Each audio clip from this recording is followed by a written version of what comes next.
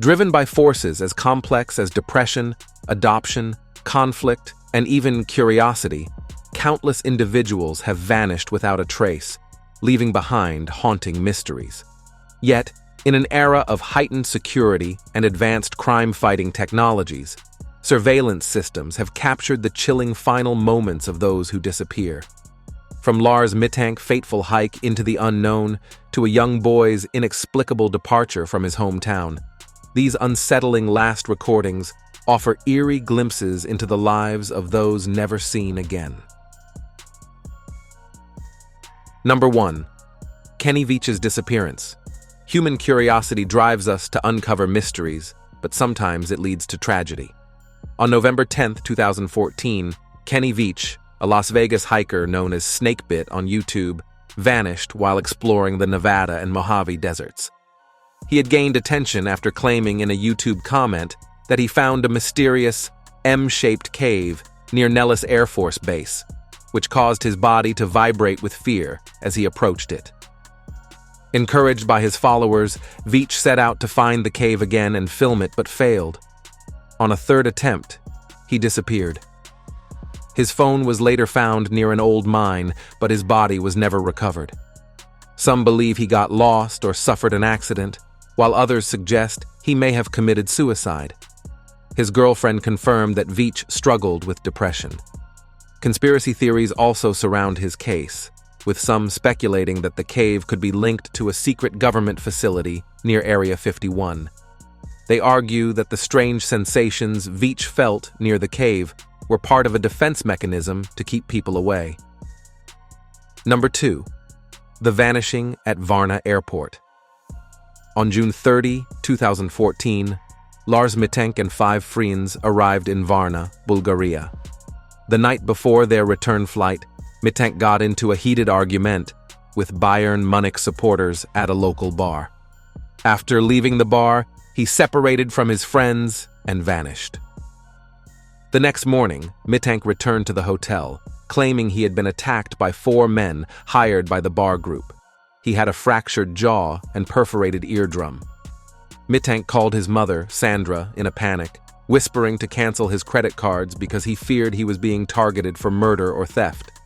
Hotel surveillance footage showed him wandering the halls and hiding in an elevator before leaving and returning an hour later. He called his mother again, saying he was being followed and that they were getting closer. At the airport, he became increasingly agitated, shouting that he didn't want to die and needed to leave. He then abruptly ran off, leaving his belongings behind. Security cameras captured him fleeing the terminal, climbing over a fence, and disappearing into a nearby forest. That was the last time he was seen. Number 3. The Man in Black. On December 8, 2000, Diley disappeared in Dublin after leaving his office Christmas party. Around 4 a.m., he realized he needed to retrieve an umbrella from his bank and prepare for his next shift. Security footage from both his bank and a nearby bank captured him with a man in dark clothing who is now a suspect in his disappearance. Earlier that night, Lily left her office at the Renoir building on Serpentine Avenue at 3:25 a.m., despite a severe storm and a taxi strike. She was granted access after calling security, had a brief conversation with colleague Carl Pender, then checked her emails and made a to-do list. At 4:03 a.m., Lily left, carrying an umbrella, and called her friend Nas, leaving a voicemail saying, "Hi Glenn, I've missed you. I'm on my way home. Everything is fine. We'll talk tomorrow." Surveillance footage shows Lily walking past the bank at 4:14 a.m., heading towards her apartment. Shortly after, the same man in dark clothing followed her down Deaton Road. Garda believes this man is connected to Diley's disappearance due to his suspicious behavior. Number 4. Missing and the Trash Theory. On the night of September 24, 2016, Corey McQueen vanished after a night out in the Barrison neighborhood of England. He had been with friends at Barry Scent before heading to Flex nightclub on St. Andrew Street South. Between 1:15 and 1:30 a.m., visibly intoxicated, he was asked to leave by the nightclub's doorman. That was the last time anyone saw him. Surveillance footage later showed McQueen entering a dead-end alley filled with trash bins at 3:25 a.m. in the La Herradura area. His disappearance was not reported until September 26th, when he failed to show up for work after having the weekend off. After the disappearance was reported, RAF search and rescue teams, along with the D-Land rescue team, assisted police in a comprehensive search, including aerial patrols. A potential sighting of McQueen near a sugar refinery in Barra and San Edmunds around 4:20 a.m. was investigated but ultimately unconfirmed. The prevailing theory is that McQueen, being heavily intoxicated, may have accidentally ended up in one of the wheelie bins. This could have led to his death when the bin was subsequently emptied into a waste truck. Number 5. The tragic end. On May 11, 2011, 6-year-old Timothy James Petson was dropped off at Aurora School by his father, James Petson. That day, his mother, Fry Petson, took him on a 3-day trip to theme and water parks, falsely claiming a family emergency to excuse him from school. Fry and Timothy stayed at the Key Line Resort in Gorney, Illinois, after leaving their car for repairs. On May 12th, they traveled to the Kalahari Resort in Wisconsin, where they were captured on security cameras at 10 a.m. the next day. Between midnight and 1:30 a.m. on May 13th, Fry called relatives from a location near Route 40 northwest of Sterling, Illinois, informing them they were safe. However, she did not contact her husband, who was searching for them after learning from the school that Timothy was missing.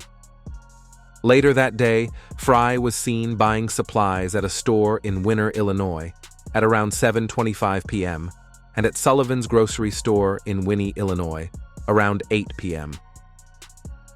She checked into the Rockford Inn in Rockford, Illinois, around 11:15 p.m. The next morning, a hotel waitress discovered Fry's body and a note stating that Timothy was safe but would never be found. Fry had died by suicide. Number 6. The mystery of Cocker's disappearance.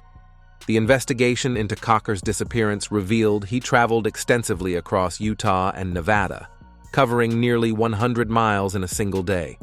Credit card records, phone data, and witness statements tracked his movements.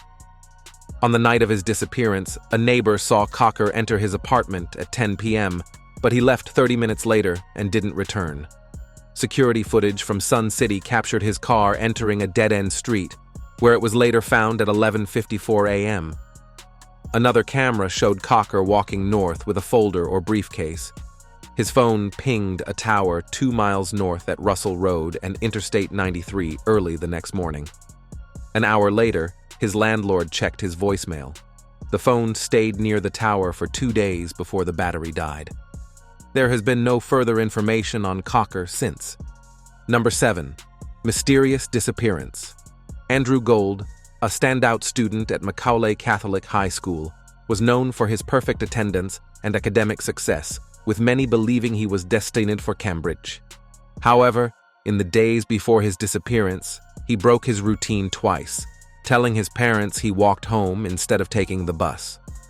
On the morning of his disappearance, Gold left home at 8:30 a.m., captured on surveillance walking towards Westfield.